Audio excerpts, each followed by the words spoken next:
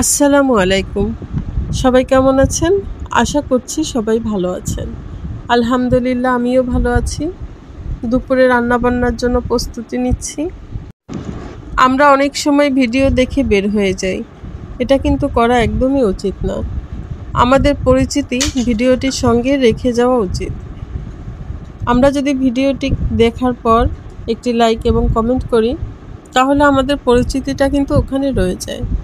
আরও 10 জনের মধ্যে অন্তত 2 জন আমাদের একটি রিয়াকশন দিতে পারে, একটি রিপ্লাই কমেন্ট করতে পারে, এমনকি আমাদের পরিবারেও এসে দেখে যেতে পারে। আমি দুপুরে রান্নাবান্নার জন্য সব কিছু গুছিয়ে নিচ্ছিলাম। এই ইলিশ মাছের মাথা দিয়ে আলু শাক রান্না করব। এগুলো হচ্ছে মিষ্টি আলু শাক। আর ইলিশ মাছটা ভুনা করব, সঙ্গে মাছের ডিমও আছে।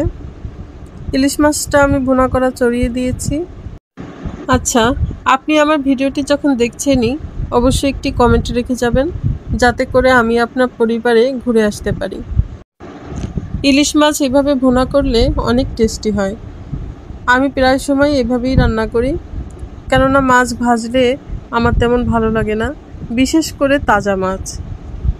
মাছগুলোকে ভালো করে একটু কষিয়ে নিয়ে তারপর আমি ঝোলের জন্য অল্প করে পানি দিয়ে দিচ্ছি। মাছে কিন্তু আমি কোনো ঝোল রাখবো না, একদম টানিয়ে শুধু মশলা মাখা মাখা করে রাখবো। শুধু মাছ থেকে তেলটা বেরিয়ে আসবে। মাছের পাশে আমি ডিমগুলো দিয়ে ঢাকা দিয়ে রাখলাম কিছুক্ষণ। এই পাশে আমি আলু শাকটাও চড়িয়ে দিয়েছি মাছের মাথা দিয়ে। আলু শাকটাও প্রায় হয়ে আসছে।